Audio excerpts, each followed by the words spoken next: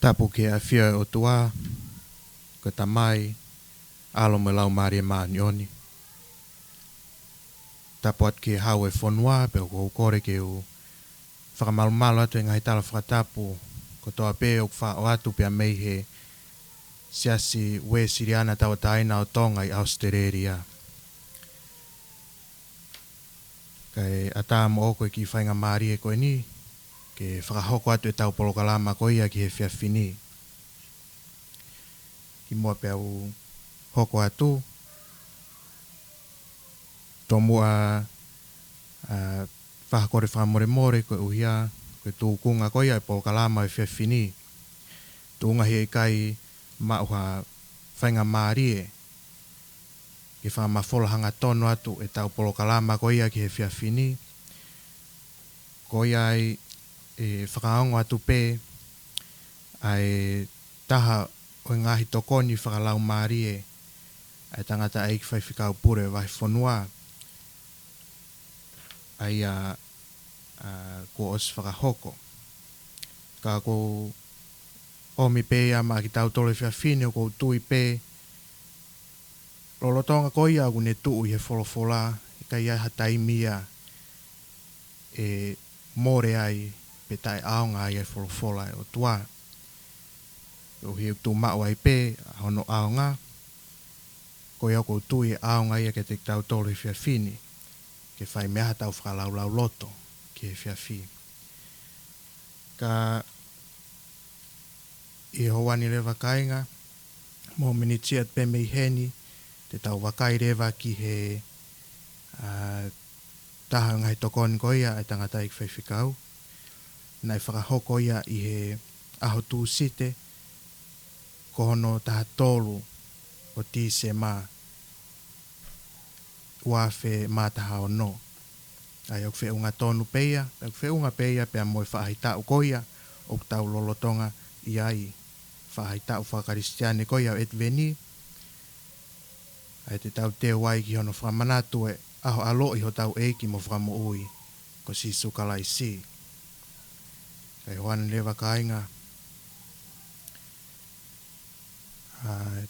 hoan lewa te tau wakai lewa ki e polokalama ko ia e whiawhini. Ka mō mea mai pe ki ai.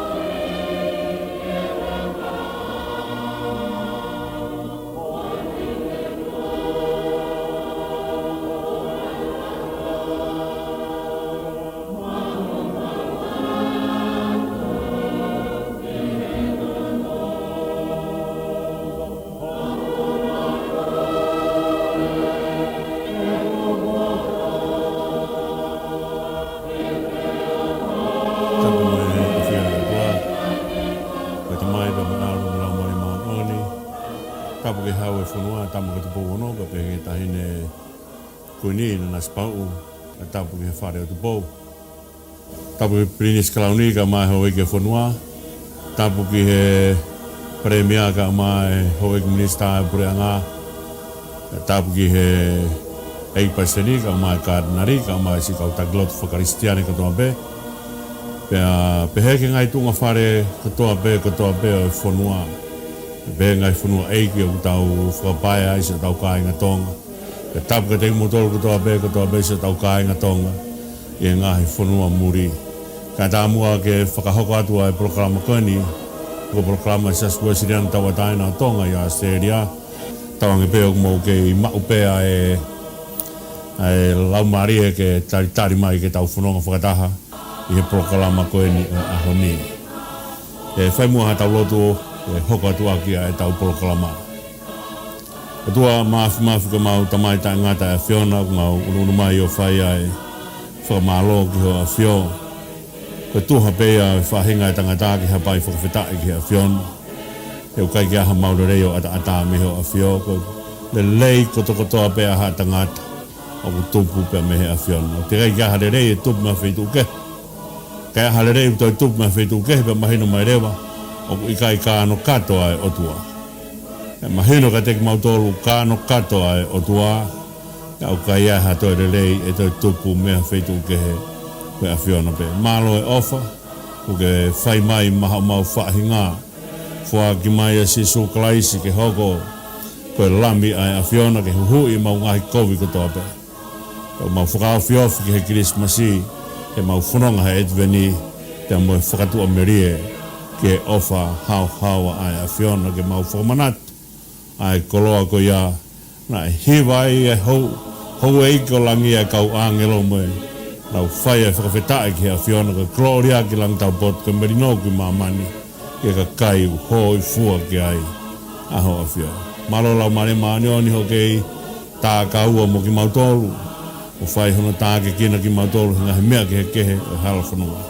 Tāpu kina mai mua, hai proklama e whiwhini, mau ka kapa atu ai o atu ki si kakai te kina ilo. A si sukalai si e kie tu mua ki mau kaunga inas whakataha mo ki nau tolu he kapa atu ki mau lawe munu ia i he koloa o e teu atu ki he Christmas iwa mo ngahi mea ki he kehe mau hanga ki ai. E kie tari mua e lotu hake atu, a whia ka mau tamai ka manu what ko whanau, a whia ka mau tua, e whai punomo a basia e mau huu ki a whiona, mau kore katoa e ni huafa, o si sukalai isko alo ka ko mau eiki pia mo whakamu ui. E meni. Ko tau whatabue ko a whaki ka e ata mua ke whahana taitane rei katoa ki motolu, ki he tau proklama ka kapa atu, ai a atuia i he tū site katoa be, i he taimi fitu, ko ia tawange o ku tau wausia ai proklama ko ni, o ku lau maare pia ho eki pa rei ai tonga katoa be o ku wau atu ki ai proklamani. Tu mua ke tau ngau e whakataha e whakaukau e wholofola o edveni, ka muhono o mai o hai ai whakakaukau ko ia, o pununga ki he whakaukau ko eni, ko e hingoa lelei. Ko hingoa lelei pa muanga hano ngahui ai hingoa lelei. Ka tu mua ke tau whanonga mai he whakaukau e edveni pa mo e taranoa ai fuakawa motu ake ne hanga o whakamatala i mai e iai e hoko mai ai palomesi ai otua ai ana ne hanga whakawhai he ne tamai o eiko te vita e hoko mai ai palomesi ko ia he kai ke aha taha e halata e nofo i hono taloni. Uta huanga la kai mai e whakamatala ko ena tau hanga whakamatalai ai sino i akau o se sebe mo riton ai huri hake ai e mo fua me he haka fo ou ko ia. Ko tauhanga la kai mai i heongo whakaukau edveni i heongo wike ko mariu atu. Ka tu mua ke tau hoka atu pe i he whakaukau edveni i tauhanga taranoai. He ku whonu whoki ai wholofola he fuakau motua a ene tuhu mai kia si sukalaisi te mo e whakamu ui ai atua. Ka tu mua ke tau taranoa he whakaukau e sāme te au tolu noa. O e sāme ko ni au kaumoia i he tuhu mai ki he whakakaukau o e hoko mai ai Christmasi. Ko sāme whokeni, ko sāme aluhake, ko tahaine ngahi sāme o hiwai he ngahi stepu e hofulumanima o e mea hake a kāinga isleri ki he tempare. Ko vesi uaki o kune hangai o tala mai e ngahi mea koni meihe ngahi lolo tō o ku whaia e ne tau tapa ki a Sihova. O ku hanga he o tua o ngoia. Aia o kai ka toki hanga he tautapa ko ni o ne hanga o mai ka te tautolu ko tangatana ne langai ai o tua ke tokanga mai ka te ia ikai. Ko mahino ki he tangata ai ofa ai o tua ko iai na whai ai ne tautapa ki he o tua. He kai tautapa hataha ki ha mea o kai kai ha ane amanaki ai. O ka tautapa ko ne whai e sa me o ne tautapa ko hui o si hanga he o tua o whakaari mai he hala whanonga mo ui.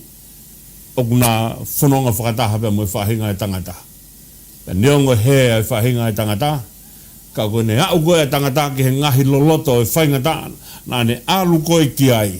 Pia momeniti o ne tautapai o kua ngoi e sihawa ai ngahi tautapa o whai e he tangata. Pia ne hoko mai rewa ki he vesto lu ku ne hanga ia o tala mai ku hanga he tangata whakatoka ngai e mea koe ni. O kui kaila makove o tua. O ne tala mai ai, ka ne nofu ai a ke lama kovi. Ko hai hataha e tu ato nai.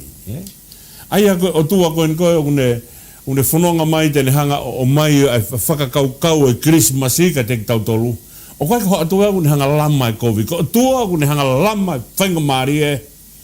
O ne hanga whakatu o tua e whainga maari e. Whamone more, o koe ko ne hanga lama e whainga maari e. Ko ne hanga whakatu o tua e whainga maari e. He koe ke a whio mai o tua o ne toki lama ha whainga maari e, i kai. Ko ia o kune hanga whakatu utu o e whainga maari e ke whai ai a e ne whakamo ui. O kai kene a whio mai ke lama e kovi. E whakamahino ia o tua o kune hanga whakatu a manaki a te ki tautolu. Na ta o se la vebe whakaukau ko ni ka pana a whio mai o tua ke lama kovi. Ko hai ataha e toi la masi. Tau tō ko toa pe ko toa pe. Talu pe me tau lag mātua. Pe aku whai mai pe ai tō whihi ai e toko taha ko toa pe ko toa pe. Pakoe ki te a whio mai o tua kene hanga lama e kovi. Ka mea o tua o kune whai kone hanga whakotu utu ai whainga maari e.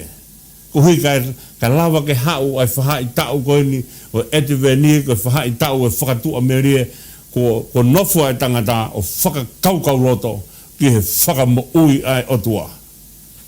Tau ne hanga a whioi o kung hanga hai tangata o iloi ai a whio mai ai o tua o koe kene a whio mai ka te tau tolu ke lama ai tau kovi. Kone a whio mai ai o tua hange koe eke koe he kaua ko kia sisu. Koe hai mena i tupu ngai kui ai siana. Kone ongo mātua ape ko ia. Kone anga hala e ongo mātua ape ko anga hala. Aia. Os mahino bea na e anga hala ni mātua. Os mahino bea na e anga hala e toko taha koe na e kui. Ka koe mea koe na hanga si suo tari aki na hoko mai mea koe ia ko hui ke haai ai langi oi otua. Ka ngahi whaingata na e whaua e tangata ko mea bea e tangata.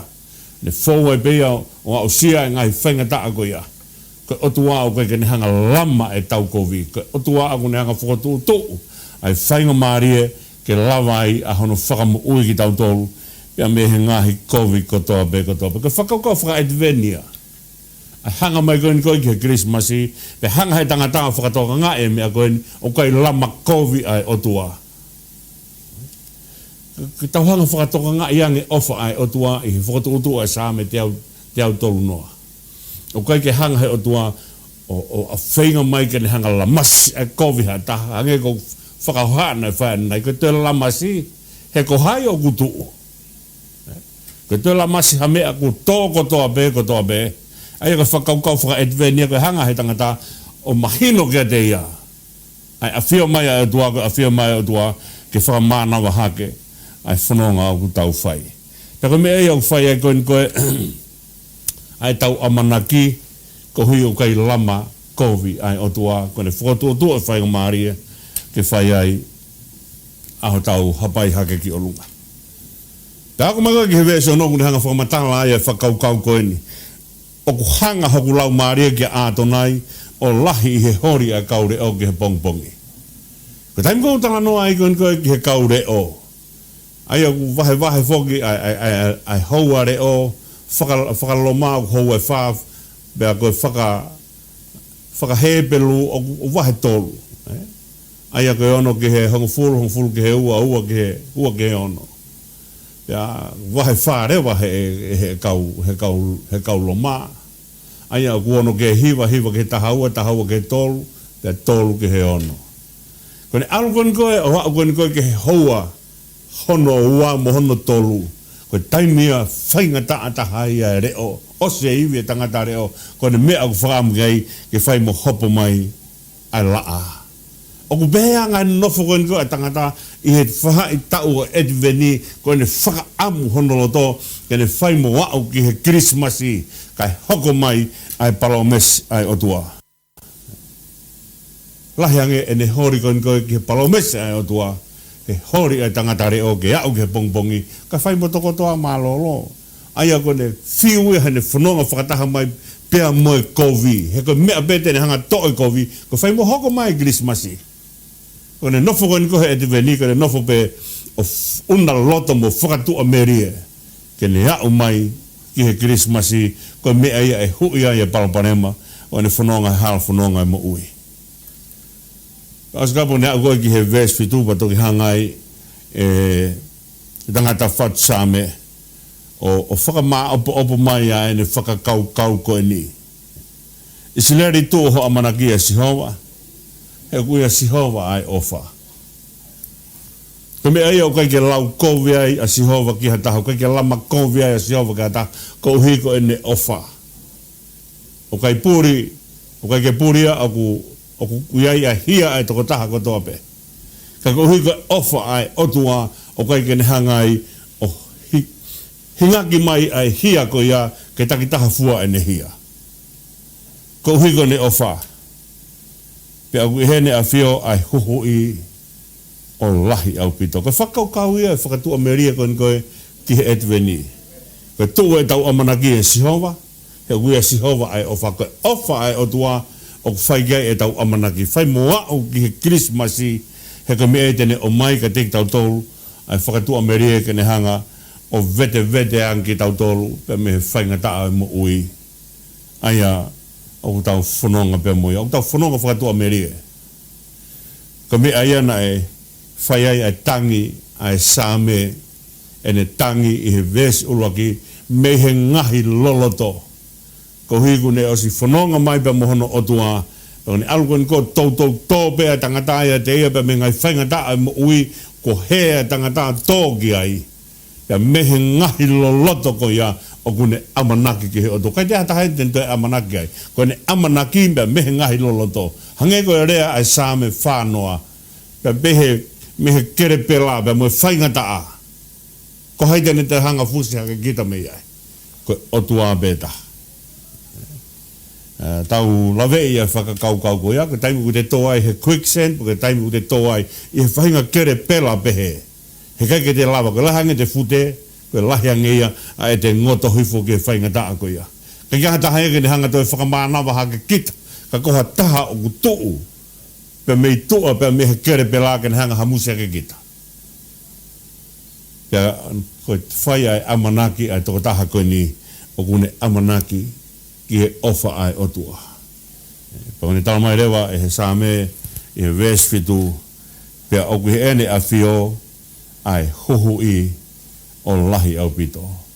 Koia tene hanga huhu i tau ngai kovi, koia tene whai e whakatau ataina, ko whakaukau ia huhu i, ko to tongi ho tau mua, kai whai ho tau whakatau ataina.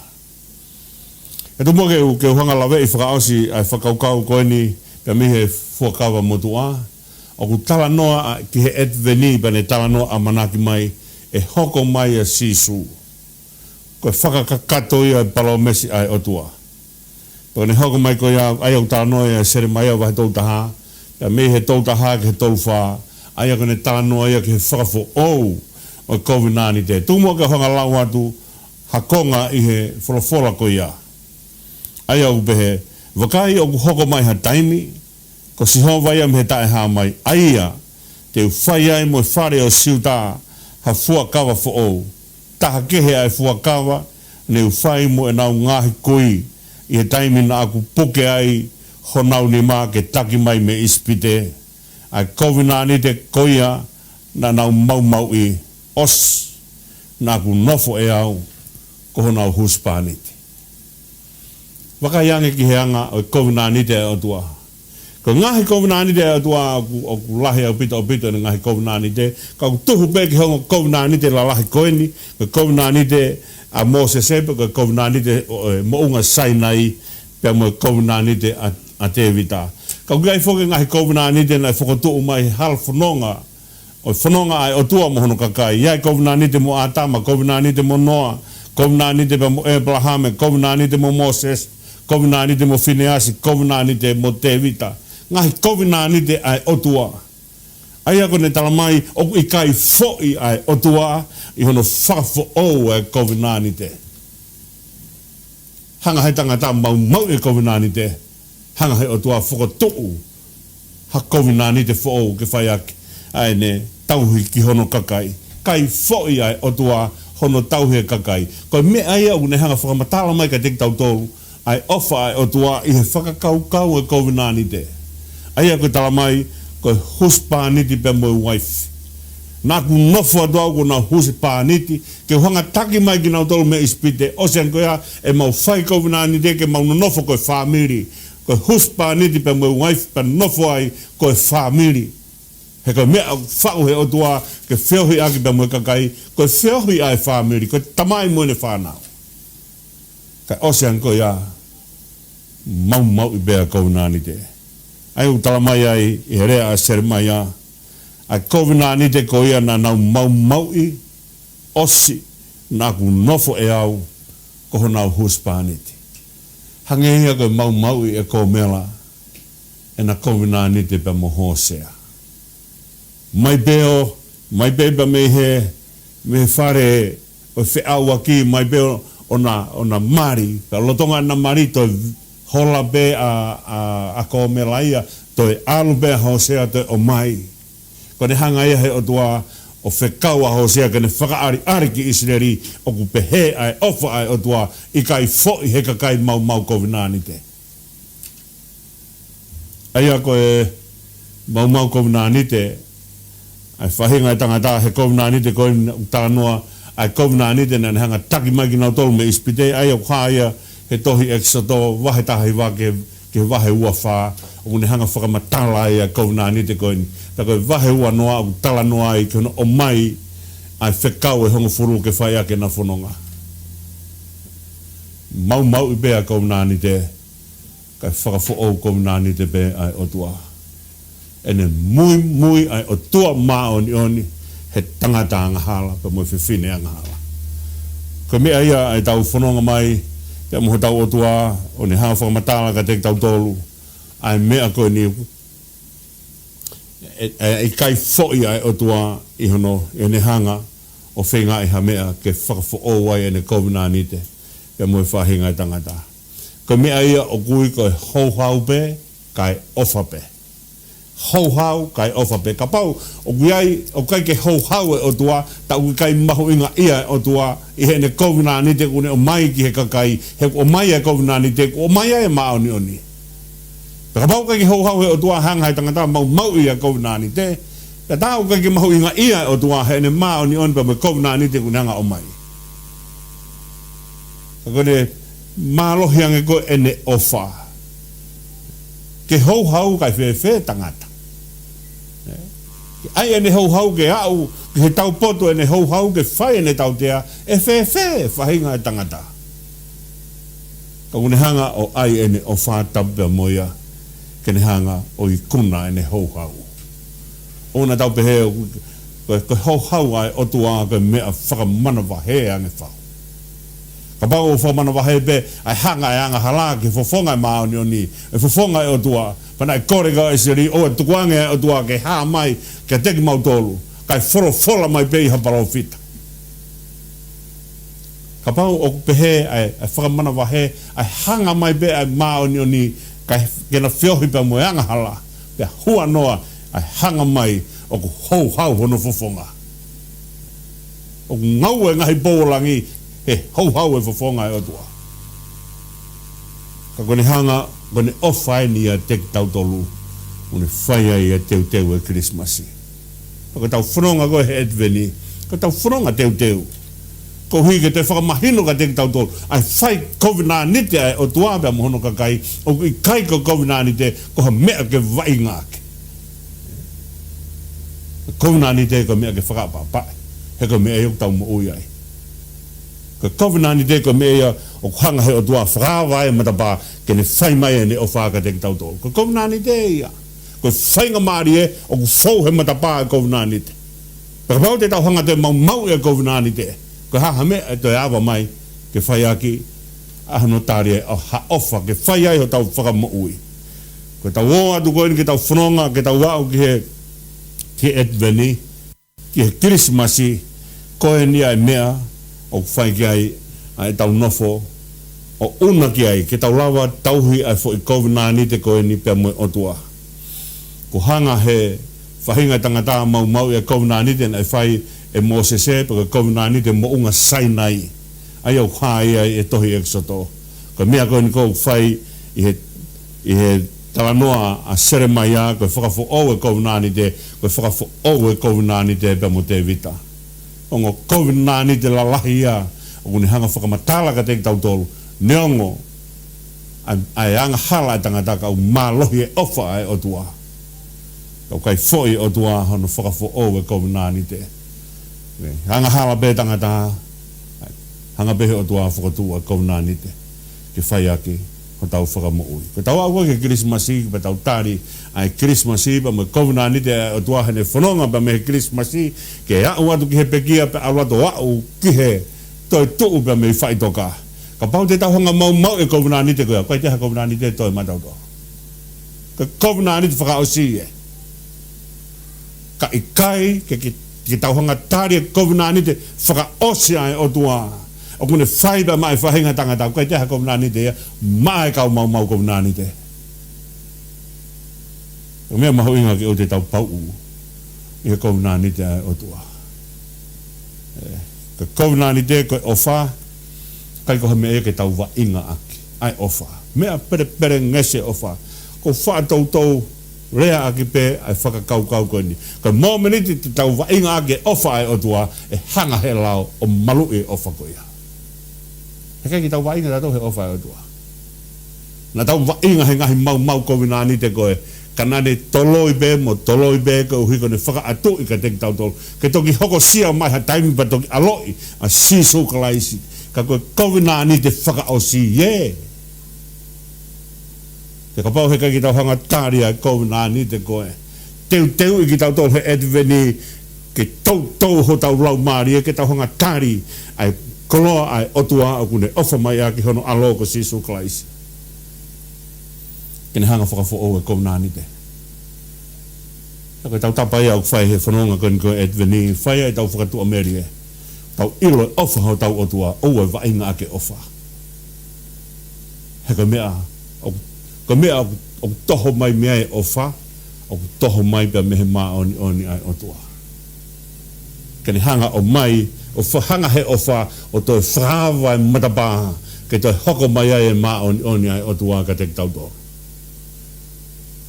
ko rea kon ko o fai kon ko e sere mai a ai COVID-19 te koia na nau hanga mau i na ku puke ho nau ni ma taki mai ki nau tolu me ispite ta ko COVID-19 te ko he hanga taki mai ko ki nau tolu me ispite na hanga mau i hen osiangi ko ya na a fio mai o tua ko huspaniti ki isleri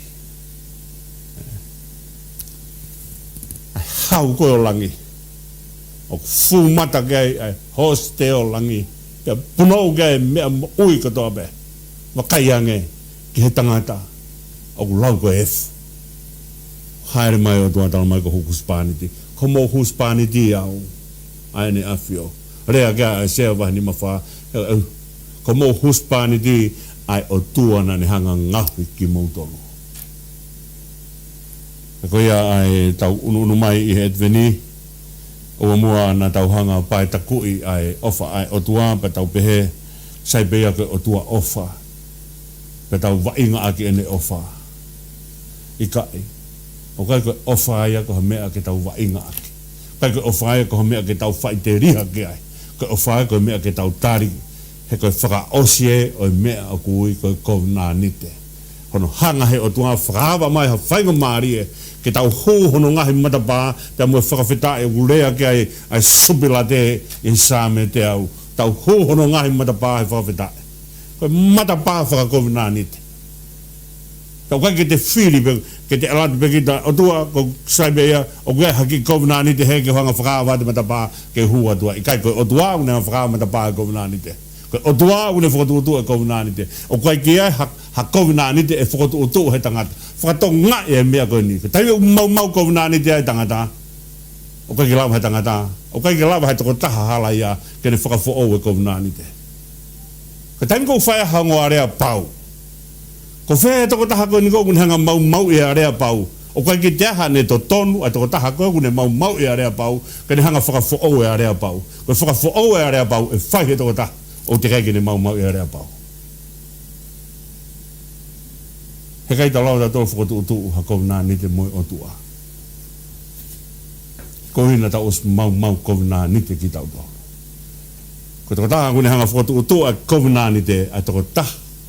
Na te kai kene hanga mau i a COVID-19. He ka mau maniti beo mau i ai he toko taha mau COVID-19 a COVID-19 kuia ki tua COVID-19. O kai taha ne to tonu kene nofu he loto COVID-19. O huu ki tua COVID-19. Ko whawhao COVID-19. Ko huu ai taha to tonu me he loto COVID-19 ki tua COVID-19 kene taki mai ai toko taha mau COVID-19. Ko whawhao COVID-19 o whawhao he otua. O ne haere mai otua ke huu ke whetu o ki ai toko taha mau COVID-19 kene oange ha tonu huia ki ai ke na huu whakataha mai ki loto COVID-19. Tau perepere nges ai ofa ai o tua. O kai ka mea wa inga ai ofa ai o tua. Whakaongo atu, te whakaongo atu pe ko palomes whakaosien, ko COVID-19 whakaosien. Ka ikai ke tau hanga tari COVID-19 ai o tua. O kai teha COVID-19 te tau te amanaki ai. He kai ke whai ai pe whakawhao COVID-19 o alo tae ngata. Ko whakawhao ke tae ngata ene whakawhao COVID-19 o whai ai si sukalaisi. Ko whai taimi te tau o mai ai o tari ai si sukalaisi he tau kei mo ui. Ko mea o whai ai o tua ka te tau tolu. Ke whai aki ai tau whanonga. Tau tari mua ai koloa koe ni a koloa o etveni. Te viviri ho tau laumari e hangeka viviri ai sāme hori ho laumari e ke ātonai o lahiange i he hori a kaure o ke pongpongi. O pehe tau hori ke COVID-19 ai o tua. Tako mea ia etveni kune whai kone ngawe ki tau tolu ke tau viviri ki he o tua. Paka tau viviri ko ia koe mea ia e lamai ke haere mai a COVID-19 ai o tua i hono aloko si sukalais o a fio i a te tau tolu. He kai ke awa hamata pā ia ke tau tari a ka pau kai ke tau viviri. Ka pau he kai ke tau viviri ki he o tua. Pe ona toa mana ke awa hamea ho tau loto. Ke lawa ke hu mai ai o tua ka te tau tolu. Pau ke tau viviri, e tau haere mai ai eiki pe mua COVID-19 te ko ia. Ne a fio mai ke huspa niti ma hono kakai. Une toi whakafo o. Whai e whetau hi aki. Ko huspa niti mo waifi, ko mōme niti ko hangai he taha tonu hia o te o mai ai taha koe ni koe ne mau COVID-19 o ne o mai koe ki loto i he COVID-19 o whai e mea koe ni koe whetau hi aki. O kai ke te hau peo i nasi i he COVID-19 pa te pehe rewa sai o ko tai maari he COVID-19 pe tau tangutu pea hufanga whakatapu o tuange pea COVID-19 ki hanga tāpu ki nau i kai.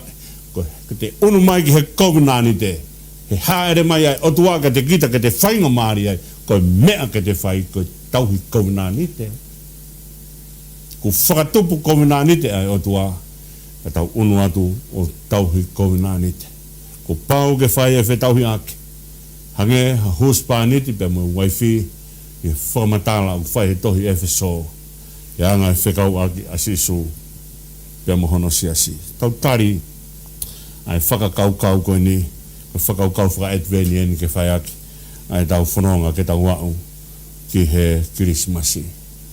Tuang mua e ki whainga maare koe ni ka o peti kene hanga o tā ke kina ki tau tolu ia himi, whai a ke tau whakalalau loto e Christmasi, e moi ofa e o tua kune whai o te whaka ola hake hakomina nit ke tau o mai o inasi ai.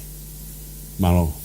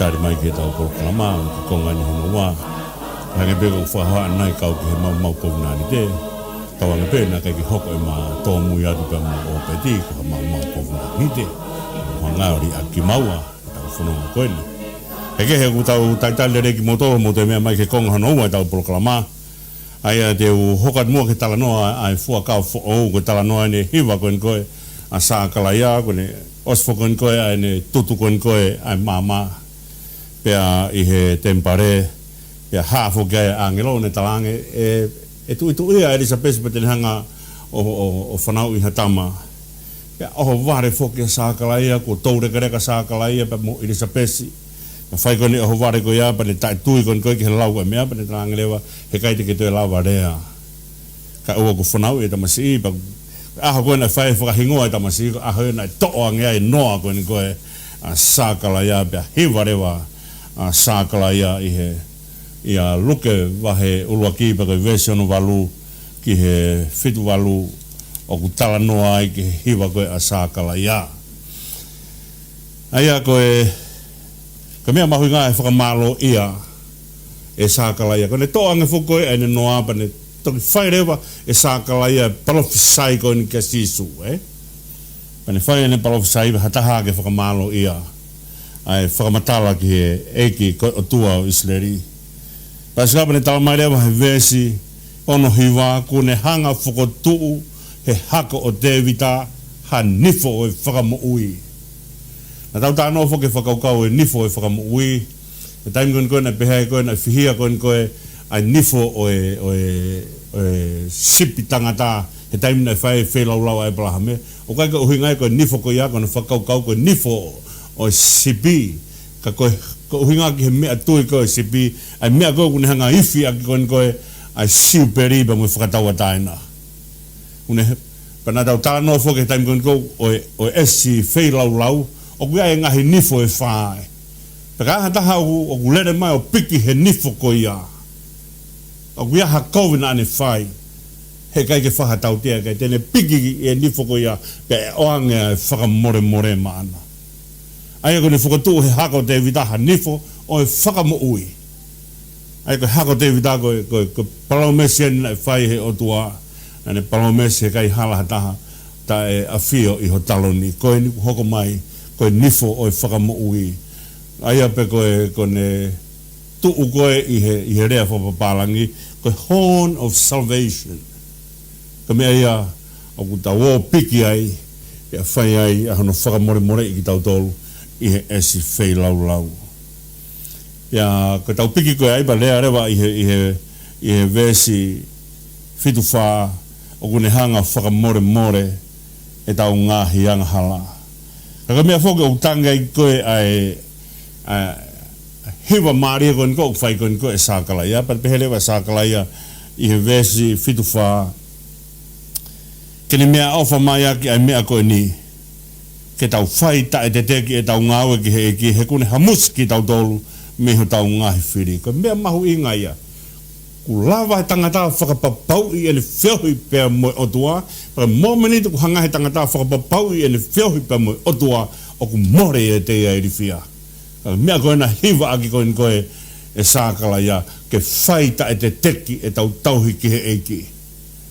Aia koe hāfua ai tūkunga e whiawe aki holo ai whanonga ai tangata pe mahono o tua ko osi whakapapau i he kakai o kunau unu mai o ilo a sisokalaisi te nau whai ta e te tek he ko osi hanga he o tua hamus ki tau tolu me ho tau ngai whiri ko hai whiri o mo ui na tau rea ke ai he kamata koe ni koe tohi senesi pe mo haka tohi tapu na tau whahe tohi senesi ko mo meni te urea ai ki he ngata ke whakamatala i he tohi mea whakaha une whakamatalai ai ngā tāko se tane ia.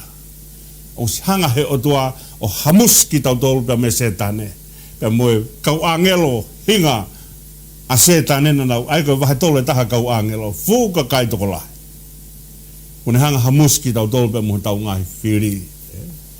Pia o whakamahino ai pure ai ofa ai o tua.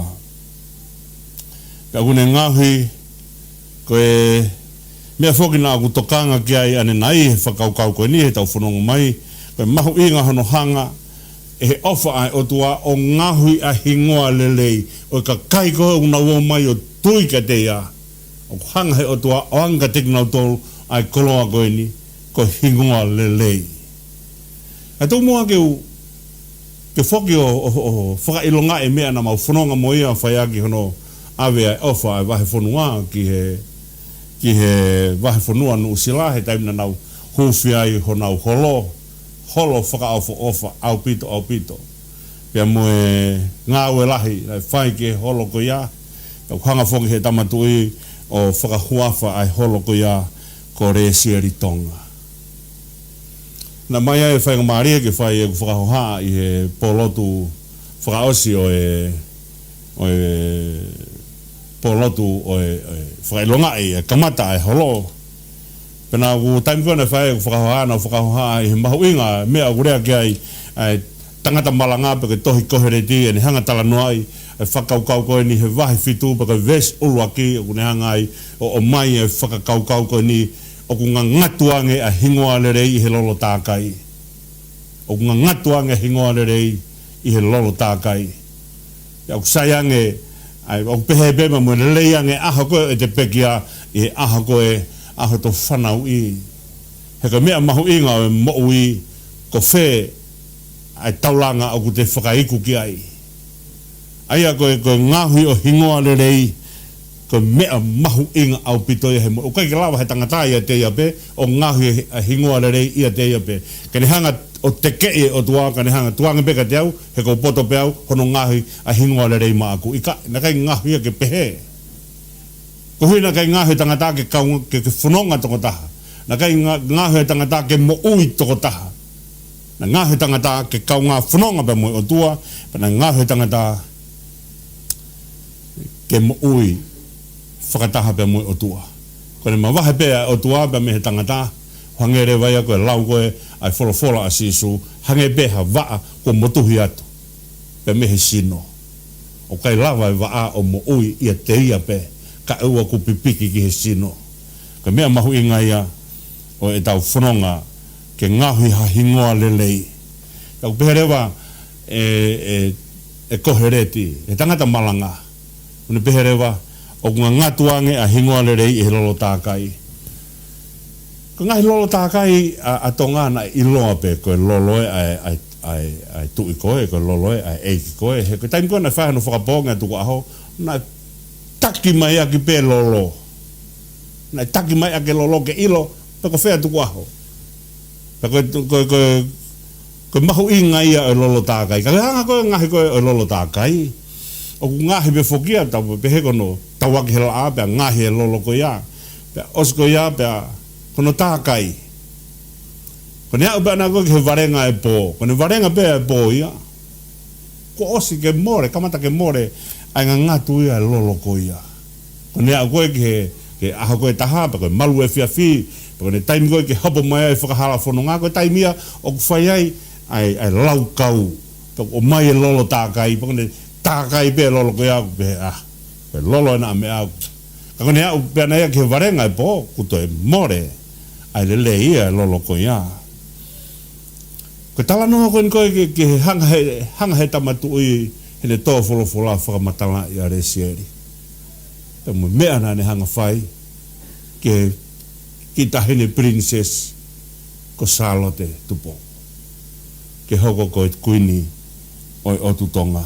Ngā wela hene hanga whai, pia whamatanga whoki i hene ako, koe kaptenia, hou i he tau tahawalu whitnoa, pia whitaha whitua pe kapitenia. Kapitenia i he kalasi, tangata mo whiwhine. Hena o tupunga whoki hono tala noa i kono pe he, osi koe ai ako koe a kai tangataha, me he ono no whitu no walu no hiwa. Osi koe ako koe a kai tangataha, nau whoka atu koe ki api, o kutoi pure whoki a kai whiwhine ia, pa no nofu mai nau tolu huwhangai whantapu, mu nau tae ako, pa nau hanga pe nau tolu te pure i holo kau ako.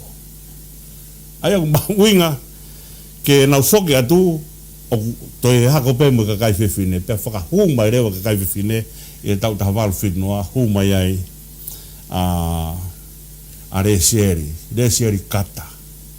Koe tupu ia pa me whamiri nau. Pone tau koe a resieri kata pa koe iana kapteni toki maria pa mo te wita tonga mohe noa ka uraki titalahi ai korisko tupu. Pea whai ai e na tauhi, pea hau mai koe na hiki mai pa mea ki hapai, pea hoko pa mo whakahe lotu, kai kehe koe iana ne anki ai whatongia koe ni, kene hanga tauhi a ki tahine princessi. Pena ne whai tōnunga hono whatongia pe aku mahino ai mahu inga o e whewhine. O sen centuria, mo te kamata mai ke ua centuri, o ke manatu pe ai whare atu pou, ke ngā ure reina e whai e re sieri tonga. Ko mea mahu inga ai, ko lolo alapasita, pe mo e hina alapasita pa mo lolo na ati. Ko tala noa ini ke whiwhine kona ne hanga o whahi ene hina alapasita, whiwhine whea wake. Ke whai aki ai tākai ai tau kupu kere kongo sisu. Ode, hau mua e whiwhine lo tonga ne whea wake, one hau, one a whio atu, one hanga atu ka sisu, o a whio maa sisu i he kei nanga whakataha kona koe pa mo e wharesi. Pene hanga rewa to'o ene lolo na ati, ene hanga whahi ene alapasita. Alapasita koe maka mahu inga ia. Koe lolo na ati koe te lolo fungani mo ia. na kai ke mai lolo na atia utu ha whahinga hina pe. Na mai lolo na atia utu he hina ala pasita ko mea mahu inga. Ai o mahu inga mea o whaoa i toi ange ia he mea o utu koe ki ai. Pea haureo whiwhine o whahi ai mea ko ia ai ala pasita tarangi si tasi. Kai mo ke tuku e lolo ke awe ke masi wā. Pea wholofola ange ai e ki tuangi mo e whiwhine he kune whai ngāwe aonga ke teu au ke aho e whai ai aho ku a e ku pekia. Ka ke he hanga whiwhine o whai a ene ngāwe koe ni. Ko tarangi si suka whewhi tuu e malanga ia e kōsperi ko pau ke awe ai ho ngāwe. Hei kai ngālo koe. O se ne tau e wafe. O se ne tau e wafe. Ko whewhi tuu o awe ai e kōsperi. Ko wike tapu kotoa pe ko pau ke whakailonga i a hina ala pasita pe mui lolo na ati. I kai ke mamai i he taimi koku te unu mai ai ka sisu. Ko tawa noa whokia anga koe whetaulaki ai tangata pe mohono o tua. O pehea whetaulaki ai tangata mohono o tua. Ko o tua kune o singa maari e. Ene whai e mea mai tangata. Pe mui tangata kune unu atu o ne whaki ai ene moui ke whai te rihai ai otua. Ai ko tawa noa koe a himi hono ngea o hongo fulu maa wau ne tawa noa ki he ai tamai he hono i kai e a hoanga whakaofopa koe ves whakaosi koe ne a whiwhio kuri o osmalangi. Koe tangata koe ni kome whiwhine unu atu kene hanga tari ai ofa ai otua ai o singa maaria mai ai otua pau kene unu ake ai nima taha noa himi si souka ke mau maau e ngahi mea kotoa. Petene unu ake ai nima ono walu himi si su lami amehia ko o hopo a te kita. Ko mea ko toa aku te nau whakaongo atu. Kua ngai ai whetaulaki ai tangata pe mohono o tua. Ko o tua kune o singa maaria mai pe mo tangata kune o atu a ene moui kene tari ake mea koea. Ko mea ia ko ngahi o hingoa le rei ko mea ia nai tuku hataimi. Ko ngahi hingoa le rei toki tuku pehe mate. Hange koe rea koe o ku whai e paula. Ele whakamatala ka timo te. Koe ni ko kamata liringi hoku toto. Koe kawa o e whei lau. Pe askapa ni tala mai. Ko hanga tau e tau le rei. Pa ko lere e whakapue. Pa ko tauhi mai. Ai tui totonu. Alupe a ene whanonga ke alupe ke au ki he mate. Ka ilonge ko te aluatu pe pa te ofi ke te mei mate pa te pe tukua ai ngahi hingoa le rei kau ai haki fo i kou e taha heni. Ko ne hanga ia. Ko ne hufanga fo tabu. Ko ne tō pe haki lango e taha. Ki haki fo hina lolo. Ko ne mau ia lolo ko ia. Ki fo i lango pe taha. Ke tō ki hina lolo. Pe neonga o singa maari mai hivi hono ngahi ha lolo ke ngangatu. Ako ne tōpe ai ki lango ki ai hufanga whakatapu. Ko ne mau ia ai mausa o e lolo ko ia. O toki tuku pe ai mea koe ni he aha koe te tau mate ai hufanga whakatapu. O kai koe ngahi hingoa le rei ke tau whai atu pe pa tau pehe ko whiunga e ngahi hingoa le rei. He tuku a ki ai haki mea e taha ko loto ki ai. Ko mea ngahi ake hingoa le rei ko te tuku lolo ki he o tua. Ko tau e tau le rei, pa ko lere e whakapua pa ko tau hi mai tui totonu. Ko pau ke tau hi tui totonu. He ko mea e kunanga ngahi ai hingoa le rei. O kai ko hingoa le rei ko hange ko whakahoa anai. E ngahi e koe pia mwau mawahe me me he o tua. Ko mawahe me he o tua, ko kai me e le rei. Pero mea kurea kai ai tohi palon vea pe. Wahe wa pa ko ves ulaki. Ko e ongo lelei ko e mea ke whiri mua ki ai i he koloa lahi. Pea ku ngutu huange ke te ofeina i ha siriwa mua koula. Ko taimi ko ngahi ai hingoa le rei ofeina e kakai.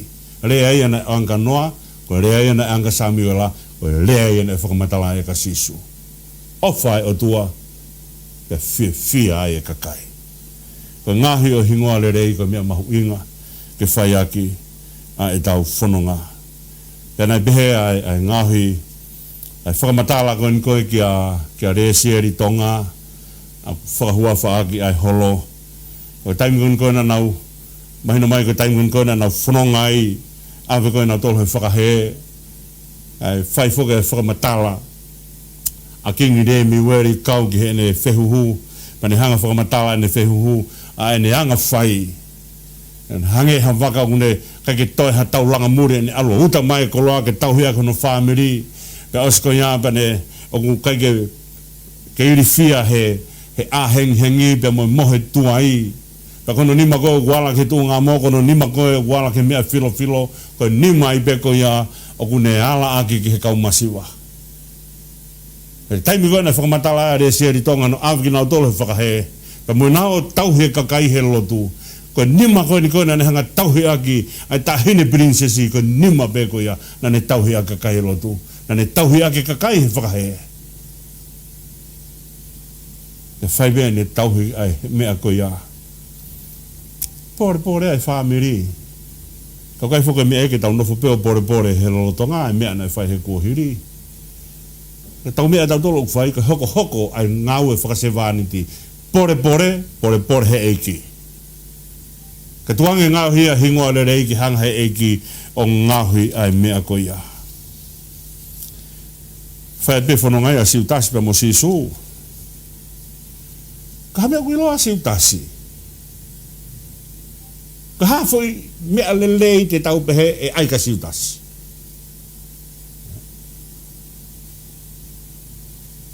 Aura tu pehe na whanonga pa mo sisu. Na kawa siutasi he algo e toko tahaua. Pa na uoko ni ko turi te volo, pa na uo whakamoui mahaki. Na kawa siutasi ai.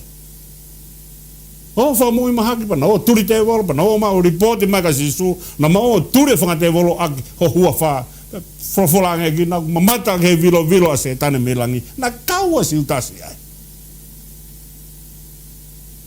kana faya tu be agua ke foi moment fo asi pa alo lava ki eki pane aki foi pang siriwa tong noa ka ha fo matala fo asi ka si utasi kimu apa ne toki hanga no o ai ya tamaina ne ha mo foi banga siriwa e tong noa o tolongi ke lo tempare.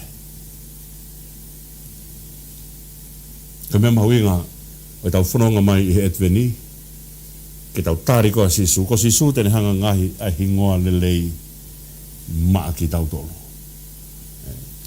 o na whaiwhange pa tau whoi i he mui he eiki ke tau whanonga pe ke tau wau ki he whanonga ki he whakaosi he whanonga pe mo eiki ka mea koe ni koe uni hanga he tohi o whakamatala mai ka te tau tolu he tohi whiripai pa koe wahe ua pa koe ves nima ki hanga fulu mātaha ko tala noa maari e o ni hanga tala mai ka teki tau tau ai anga hono ngahui o hingoa lelei whakaari ari e siso ai ngahui o hingoa lelei io ke e teki mutolo ai loto pehe ai ana ia siso kawai siso foki ai ana neongo ne awhio he anga o tua kana ikai tene lau ene tatau mo o tua ko e mea ke haaki puke ki ai kai kehe nga ane whakamasive sivai eia ia mea mahu inga ia o ngahe hingoa lerei whaka masive siwai ki tau tolo hange ko rea koe ia luke wahe tahawhitu pa koe vesi hongo fulu ne whaka matala ia mea koe ni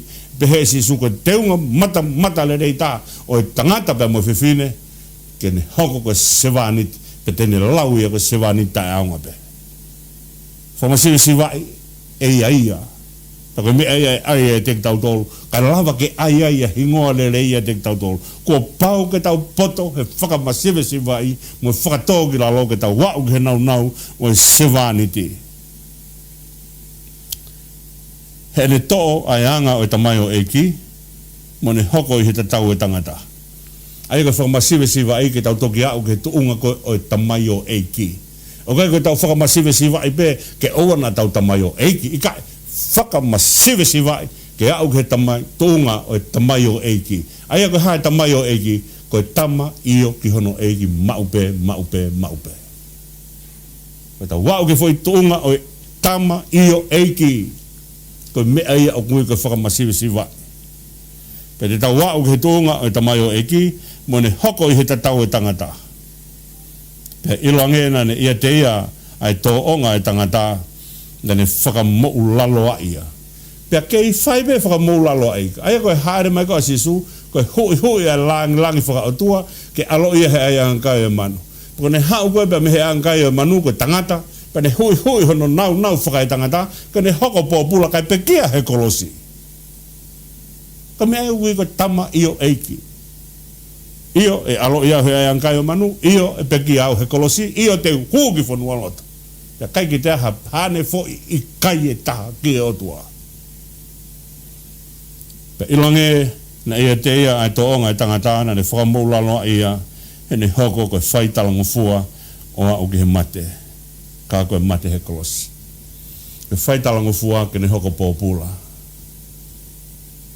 Ka mea i ukui koe tama io eiki. Whai talango fua o ke mate io ka koe mate he kolosi. Pe toki pehere wa whakamatala. Mo mea i pe a pot folofola i loa koe.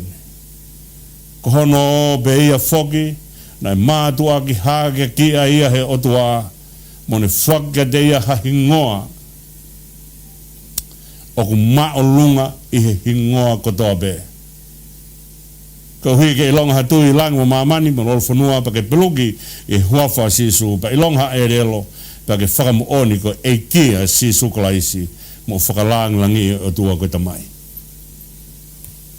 Ka pau ke ta wau ke nau o whakamasiwe siwa i ke ta wau ke talangu fua wau ke mate ka ona tau amanaki e ngahi ha hingoa ma ki tau tolu o lelei.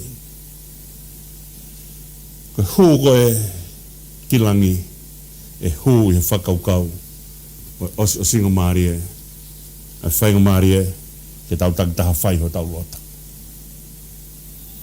E tu mua ke u lawe atu i he whakaukau koe ni koe amanaki anga e si kau whaingata ia kotoa be u tau pōkoe ni ke tau wau ki he Christmasi ka tau whanonga mai whakaukau e etveni ka moe talanoa mai ka mea mahu ingataha ke tau viviri ki e otua he ka mea e alo ia e tamasi i otua i ho tau loto paka more fo i viviri ko ia ma te ki tau tolu o na tau amanaki e aloi e tamasi o tua i ho tau loto.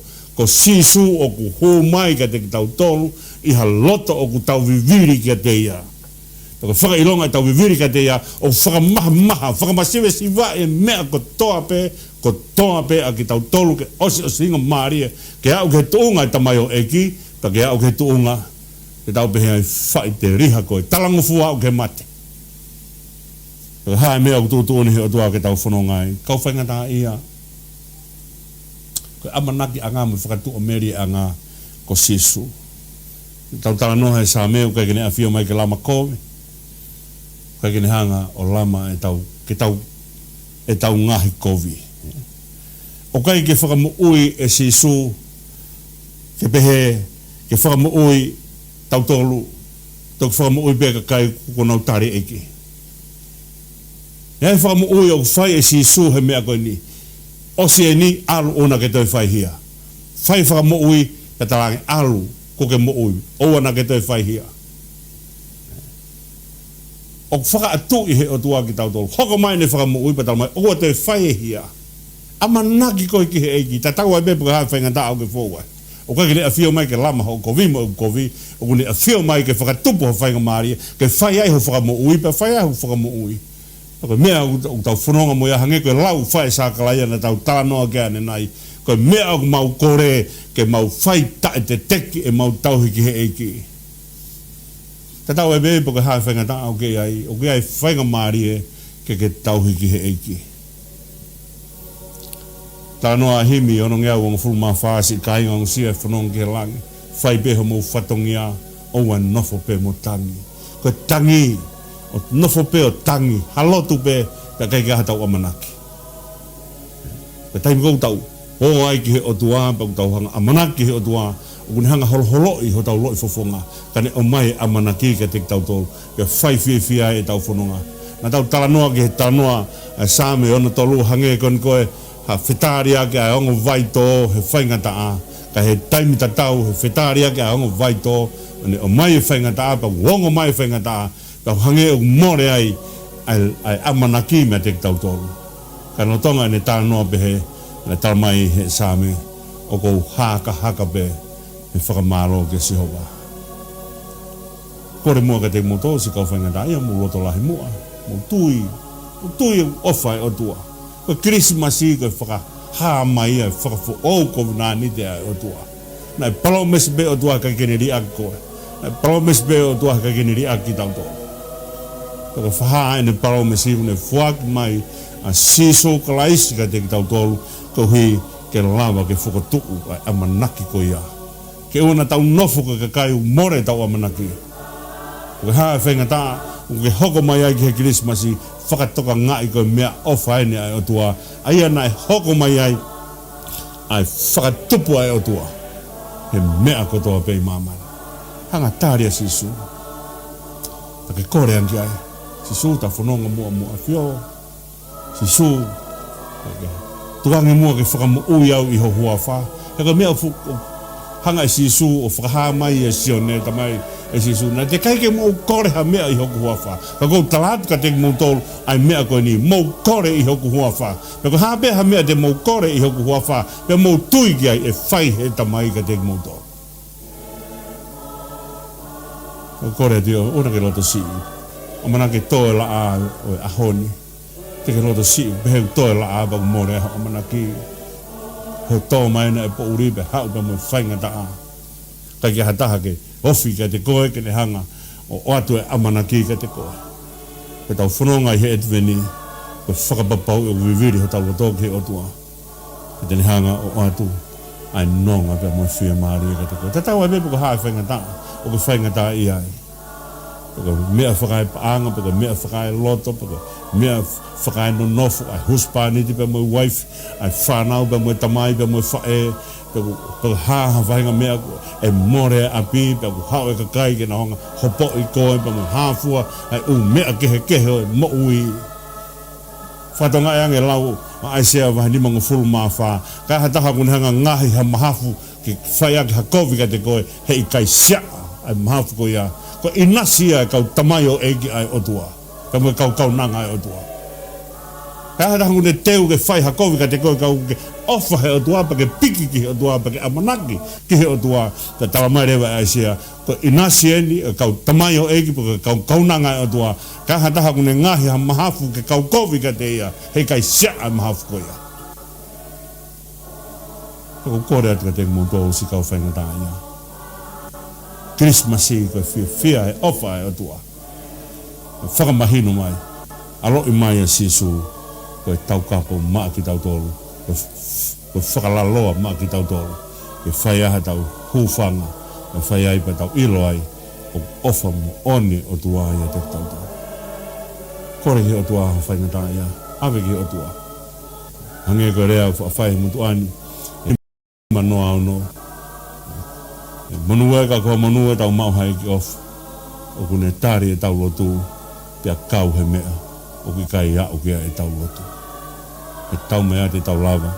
O lotu i. Ai mea ko toa mea. Ko kai ke to'o ai e whainga maari e koe ni.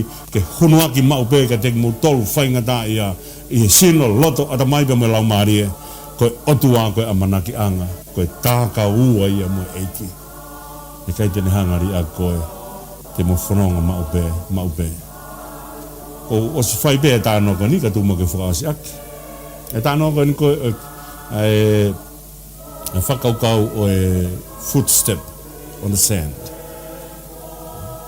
E tau taha koni koe na ne hanga whau he tau taha whau tolo no. Ai tala noa ko ia hene kone moho misi hene whanonga pa mo o tua. Whanonga pa mo si su po ne au koe ke tan kou whainga tā i ai. Ko topu wae pe taha asi. Ko ne os ko tam fe mari ai, te harewa topu wae ua, na whanonga. Whaiat be egang he e ko me pe ai. Tam ko whainga ta ai po mamahi ai. Ko hangai fo ko topu wae be na asi, ko to ta habe ko whanonga. Ko tam ko fe mari ai po hangai fo ke one ko hangai fo ko as fa ta ta topu wae. Ko tari ko na fa he i he tala noa footstep in the sand. Ne tariang he eki. Pe taimigo ke whie maari ai, kong ta whanonga toko ta whakatoloua. Ha whakatoloua, ko ta topu wae he one. Pe taimigo ke whainga tā i ai. Ko topu wae ko ha he one, ko hau ia. Ko hanga au fua koe. Mea katoa bea tangatna e fua e sisu. whailonga ne fua ko lo siko ne fua ia koe. A tau tānoa e mea koe ni koe o i hono uma e pure anga, koe whē pure anga, na mau e pure anga he kolosi. Hrifak he huma sisu. Hrifak whakataha i koe pe mua. Ko pure anga ki taua. He hrifak he huma sisu. E ta mea kotoa pe. Tau ni mua ke hanga he toa tāpu kina koe pe a te whē marie. Ko whaalea ma upe ki ahi whakaosi. Ai tākaua mo eiki ke whaosi aki. Sā me tolu wes ni mā. Na utokoto hifo. Upe o mohe. Tau ahake. He ko sihova o kune. Whaka o runga. Tuku mua ke maa nonga. He ta o kupo o tua. E mālolo aki a he pōni. A manaki a pongpong. O tua mafi o mau whawhetai atu ki hea whio. Whainga mārie. Ko mau whanonga mai ai he kakapa atu. Pa mau wau mai ki whakaosi osi.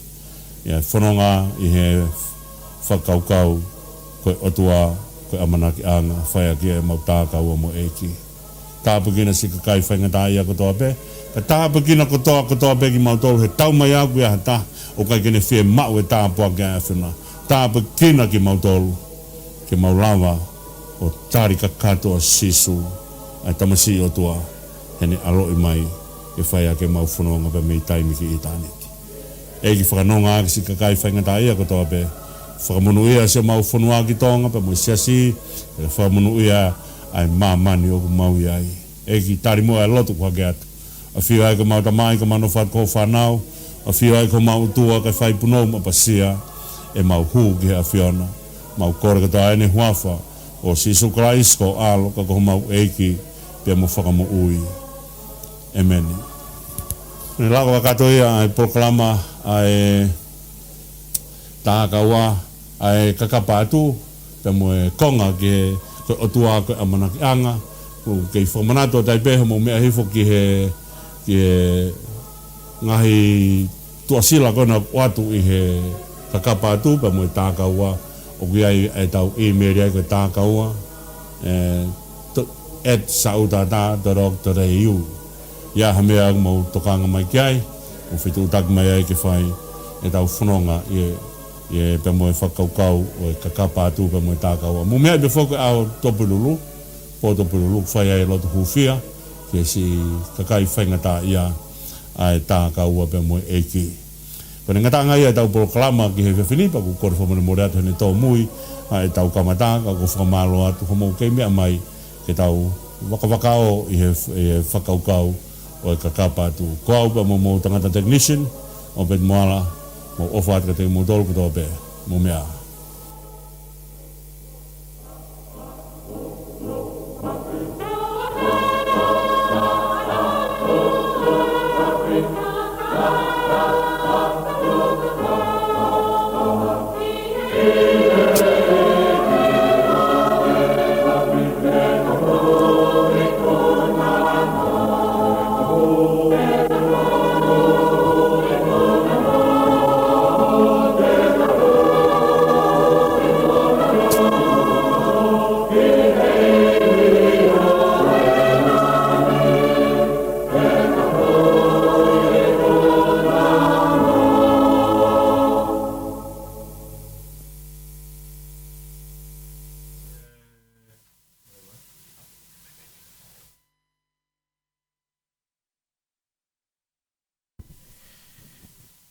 Whamalo atu ho ik mo kai ngai o mo mea mai ki he polokalama anga mahe ni koia ai seswe siriana tau taina o tonga i Australia. Ai aku iloa ko tākaua mo eiki. Ko mautok mea mai whokia kainga ki he tangata ik whaifkau pure vai whanua tahanga i tokoni whakalau maarie na neo si whakahoko. Ai ku o mia ke whai ki ai tau whamaunga e whiafkoi ni e tau whakalau loto whakalau maarie ko ia ku whai. Tawange pene angolele atu no whahoko e tau polokalama e whiawhini. Ko haweni ko mauta mai o eik whai whatongia. Mau ton seni havea o ku mauhen whakataha pe mo e tangata ik whai whakau pure vai whanua. Kai pehe whoki ki he tangata ik whai whakau pure vai henga pure la a. ka mātanga dai whaifkau pure koia o e wahenga saute e pehe foki ke ta mai koini ko te vita mai mau hen whakatape i he ofisi koia ai siasi ai aku iloa ko tā kaua mo e ki pange pe whahohaa nei whai tawangi pe kainga na ngolere atono whahoko mo polokalama e whiawhini ngā himi ka maanga he tokon whakalau maari e mo mea mai ki ai tawangi ke whai tāpu e kina ki mautolo he ta mai mafi pa ke ne tau whetuku atu hake res moha mesi o kulahi ko iau angai whatongia o ku mau fuesia ka kone ngatai e tau polokalama koe ki ha whiawhini o ata e ofa lahi atu tawangi whai tāpu e kina ki mautolo he ta mai mafi mo mea tua kainga tua whaatu.